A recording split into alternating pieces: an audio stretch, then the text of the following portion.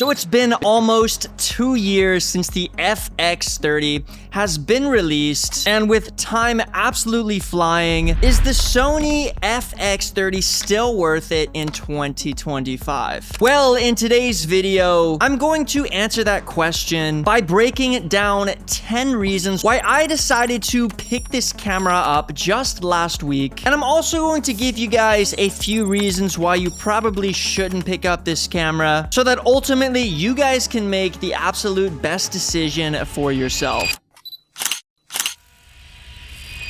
Okay, so for the first subject and reason you guys should pick this thing up is ultimately the price. Guys, you can pretty much pick up this FX30 for as little as $1,600 brand new. I picked mine up last week during Amazon Prime Day sale. And if you guys wanted to even get one of these things cheaper, you could probably pick one up on the secondary market for even less, which makes this cinema camera extremely affordable, at least compared to a lot of other cinema cameras on the market. So the second reason I absolutely think this is a great camera to purchase is going to be the body of the camera.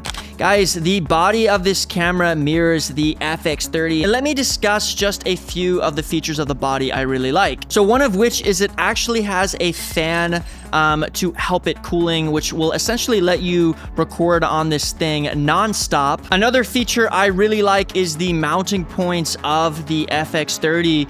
It's pretty much like it has a built-in cage, so you can mount things like external lights, or you could actually mount this camera onto fixtures using these mounting point screws, which they also have one on the side, so you could also mount this thing vertical. Another is actually going to be the 3 separate recording LED lights that show you that this thing is recording. And let me just show you. So there's actually going to be one on the back, one on the top, and then another one here on the front. And this makes this extremely easy to know when you're recording. And the last thing about the body is I just absolutely love the aesthetics on this thing. It just looks like all of the other Sony cameras in the cinema line. Guys, this thing just looks absolutely beautiful. Okay, so the third reason you guys should pick up this camera has to do with all of the recording modes, one of which is going to be Sony's EI mode, which is going to allow you to record in S-Log3 or S-Log3 Cine. This essentially allows you to get the most out of your dynamic range on your camera. It's also going to allow you to shoot up to 200M 422 10-bit, which is going to really let you take advantage again of the dynamic range on this camera. And last but not least, it's actually going to let you shoot all of these modes in 4K 120. And guys, if you're not familiar with 4K 120, that's going to allow you to get some really crispy, clean slow motion. All right, so the fourth reason you guys are going to want to pick up this camera is actually due to the Super 35 sensor. Look how tiny that sensor is. And guys, some people think that Super 35 is actually a bad thing. That's not necessarily the case. There are some benefits that come with using a Super 35 sensor as well. One of the biggest advantages that I like about the Super 35 is that you guys can actually pick up APS-C lenses, which typically are a lot cheaper than full-frame lenses, but then you can also throw full-frame lenses on this camera as well. Just keep in mind there is going to be a 1.5x crop. So yeah, it's not necessarily a drawback. It could actually be a plus, and I think it is great to have a Super 35 APS-C sensor in your toolkit. Which moves me into the next reason I really think this is a great camera to buy, and that's due to the portability. Guys, this thing is so tiny, you can easily fit it in a camera backpack, and the fact that it is going to be an APS-C Super 35 sensor means that you guys can throw some very small APS-C Super 35 lenses on this thing, and it's going to really keep it very portable and compact. The sixth reason you guys should buy this FX30 is going to be the professional use case of this thing, guys. Now, you guys can absolutely pull up on a high budget shoot,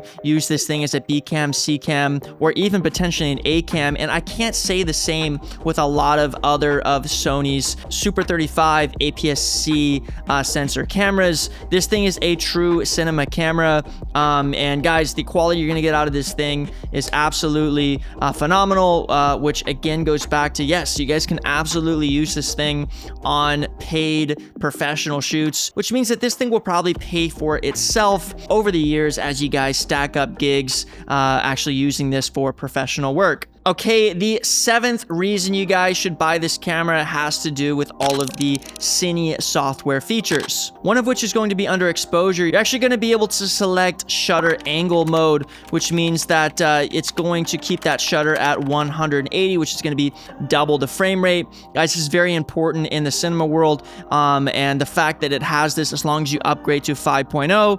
Quick, if you haven't done so, I have a tutorial that I will pop up on the links right now. Then you'll be able to take advantage of that. You guys have lots of custom buttons on here that you can easily set for more Cine features. And then another really cool feature is you can actually upload your own LUTs onto this thing. You can import LUTs from your computer. If you guys have your own LUTs or you have specific LUTs that you use on all of your shoots, you can do so, which again, there's not a lot of cameras on the market that allow you to do that as an APS-C or Super 35 sensor. So these are all great features that you guys can use on your Sony FX30 that again have to do with the cinema world. Okay, moving into reason 8 is that this thing does actually take photos as well. Now, a few things to mention. You're not going to be able to take high-speed shots, and guys, it's only going to be, I think, 12 megapixels. So these aren't going to be absolutely insane photos. This is not a camera meant for photography, but just knowing that if you absolutely needed to grab a few photos on a shoot because you forgot your other camera,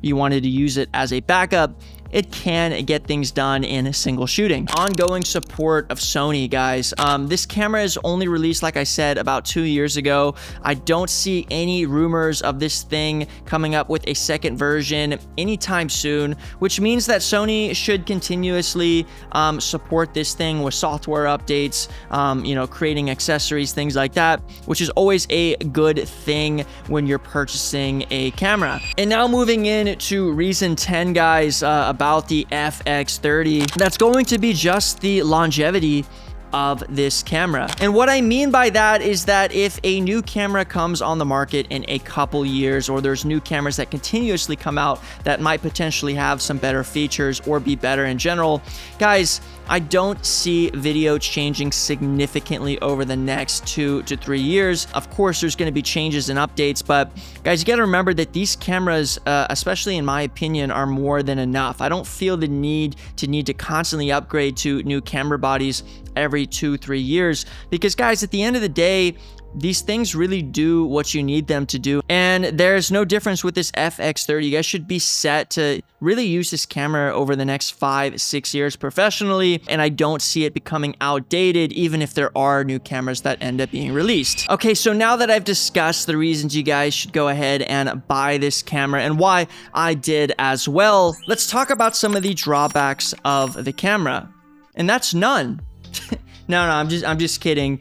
There are a few drawbacks of the camera. Now, it wasn't easy for me to find them, but let's get right into them. So drawback number 1 is, yes, guys, it is a Super 35. So as I mentioned earlier, there are some positives to shooting on a Super 35 camera, but there are also some negatives as well. Number 1 is going to be the fact that the low light capabilities aren't the greatest. And another is that you can use full frame lenses on this thing. However, it is going to be a 1.5x crop, which is something to consider. You're not going to get the full capabilities, number 1, of the low light, or in addition, that really crispy depth of field that you get when you shoot on a lens like a 1.4 or a 1.2, because you are cropped into 1.5, it's not going to be, quite as crispy. Another drawback is when you are shooting 4K, you're also getting an additional 1.5x crop on the sensor. So in addition to it cropping at 1.5,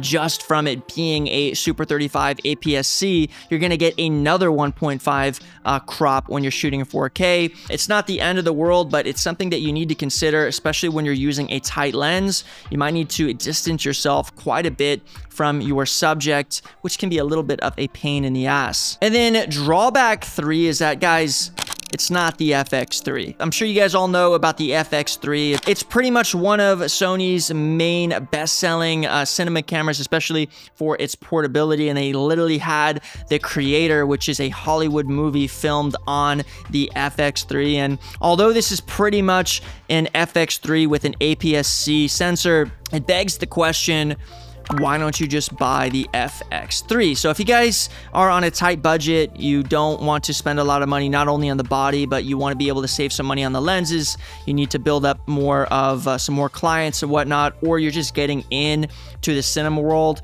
guys, this is a great camera. But the way I look at it is, if you do have the money and you are far enough along in your career and you've done enough video, or again, you have the money to buy it, go ahead and buy the FX3 first. That's my opinion, because it is a full frame sensor. It's going to give you everything that this thing gives you, but full frame. So that's definitely going to be helpful in the long run, in my opinion, in this world. And finally, I want to explain again why I bought this FX30. Not only because I just think it's an absolute great camera, and I can make a lot of cool YouTube videos and help you guys out with this FX30, but because it's also going to work very well with my FX6 and my FX3, which I'm actually going to do another video on why I sold my A7S III to buy the FX3. That will come out in a few months. But yeah, the FX3, FX30, and FX6 just work so well together. The colors are great, and I just think across the board,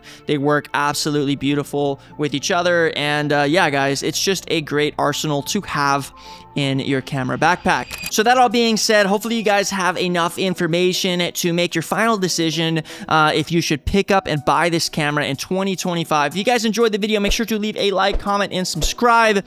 And as always, guys, peace out.